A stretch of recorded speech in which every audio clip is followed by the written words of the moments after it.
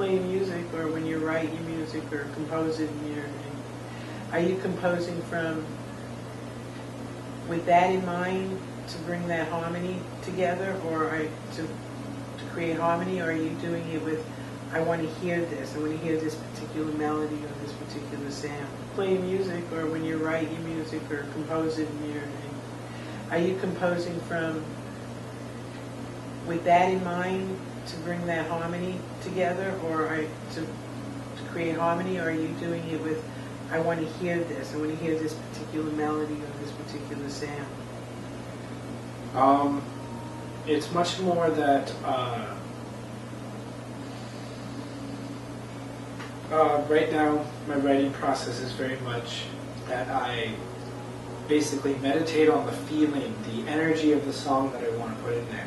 So I basically start to send out those waves and feel what feels right. And then I start adding to those waves. And then on top of that, I say, all right, and then I'll start to get a feeling of kind of like, I'll have the feeling, and then I'll basically like kind of figure around and just, until I find the right note, until it kind of feels like, yeah, that note is going to serve as a good carrier wave for my consciousness and the feeling and the energy that I'm trying to convey right here. So, all right. And then basically the more I get that, it's more like so you have those hose sprayers that have multiple functions and you can switch between them all. But just imagine that, you can switch between them all, or you can have them all on, or you can have multiple ones on at one time. And it's the way that the more energy you put into that wave, the higher the amplitude gets, the more the water pressure is. And then the more that you tune yourself, the more that you can focus on, the nozzle shape.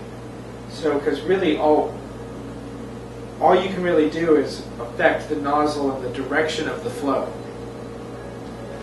And it is your intention and your prayer or your rituals or your putting more energy out to increase the amplitude of that wave that increases the flow.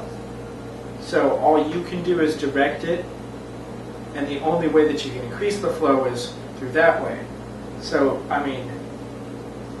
but a common mistake people make is that they'll be sitting here and they'll be open and they're like, well, if I push the energy out real fast, that'll make it flow more. But, that doesn't really work because the energy's coming in. The source is giving the energy at whatever you have intended it to manifest as. So it's a way that if you're a trough of energy and you're just sitting here trying to put your hand in it and scoop the water to make it go faster, it's not going to make it come downstream any faster.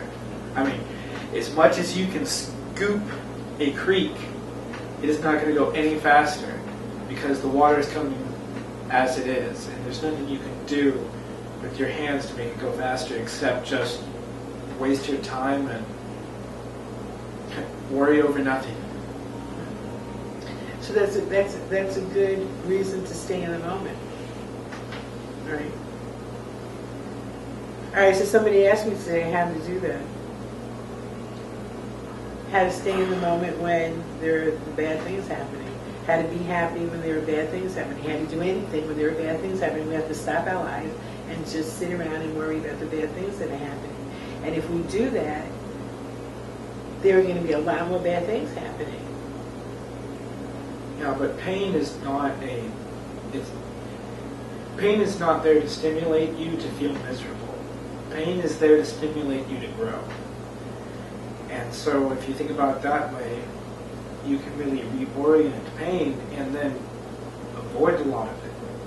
And you just take things. Not avoid it, but...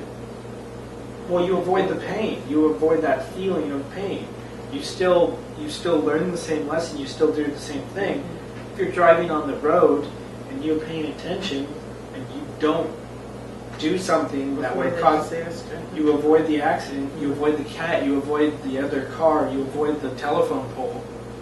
You've avoided Mhm. that negative pain, that consequence by paying attention. Yeah. Yeah.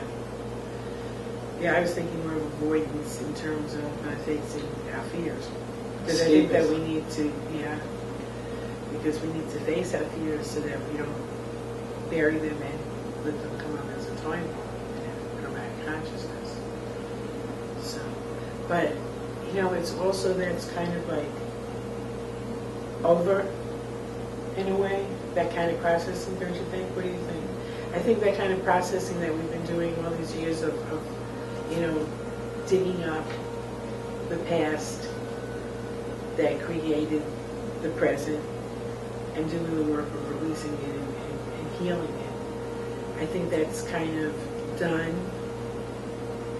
And now it's about working with our higher self to co-create the future from what the future is currently, the experience of what the future is currently now, so that we can make adjustments to it.